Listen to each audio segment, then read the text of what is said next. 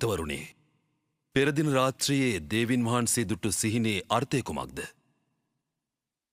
මහරජතුමනි, පින්වත් පුත්රුවනක් ලැබෙනා බවට පෙරනිමිත්තකුය. ඔහු සාමාන්‍ය පුත්රුවනක් නොවේ.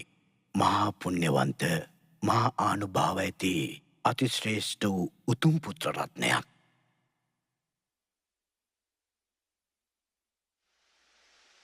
එදා හරිම සුන්දර දවසක්. එක යායට මල් පිපිලා. උදා හිරුමඩල පෙරදිගින් මෝතු වෙද්දී කුරුළු ගොබෙයියන්ගේ කෝමල නාදයෙන් මුළු පරිසරයම ප්‍රබෝධමත් වුණා.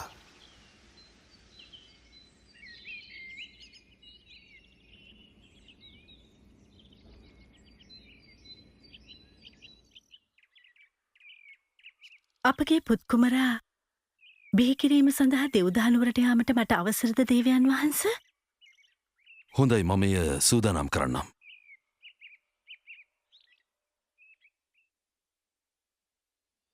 පුත්කුමරා බිහිකරනු පිණිස තමන්ගේ මෞතුමිය වාසය කළ දෙව්දානුවර කරා මායාදේවිය ගමන් නැරඹුවා.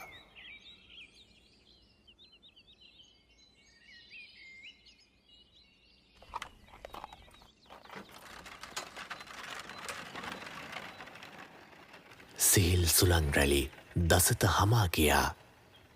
ශ්වේතවර්ණ හිරුරැස් වෙසිතුරු රටා මවමින් සිව් දෙසම ආලෝකමත් කළා. ඒ පින්බර දිනයේ වචනයෙන් කිව නොහැකි කුමක්දෝ වසිරයක් සැඟවී තිබුණා.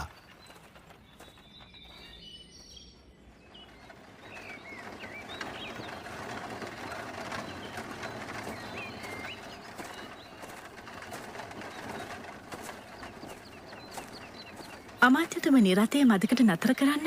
මට ටිකක් විවේක ගැනීමට අවශ්‍ය වෙනවා.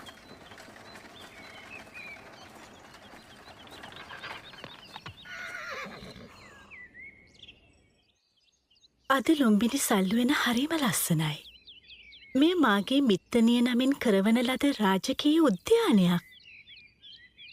දේවින් වහන්ස, එසේනම් සල්ලුවෙනට වැඩමකොට මදක් විවේක ගනු මැනවි.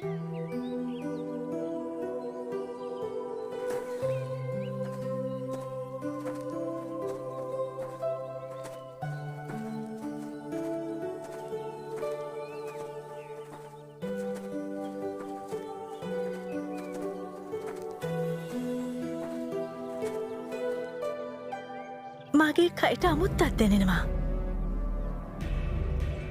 එන්න ඉක්මන් කරන්න දේවියන් වහන්සේට පුත්කුමරෙක් බිහි වෙන්න යන්න ඉක්මන් කරන්න.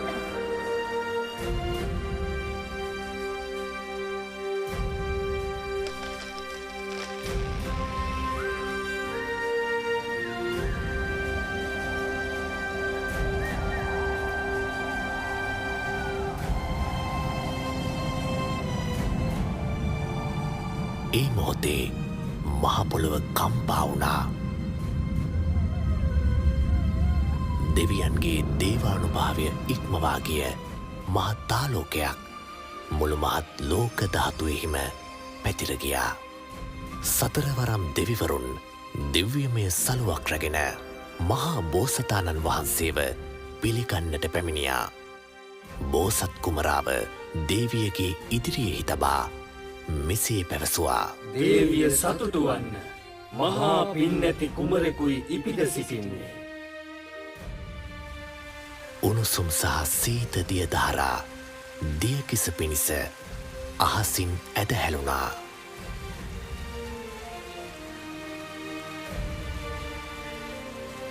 සියලු දෙනා විශ්මයට පත්කරවමින් බෝසත් කුමරා පියුම් මතින් උතුරු දෙසට සත් පියවර තබා මිහිරි හඬින් සිංහනාද කළා. මම ලොවට අග්‍රවෙමි. මම ලොවට ජේෂ්ඨ වෙමි.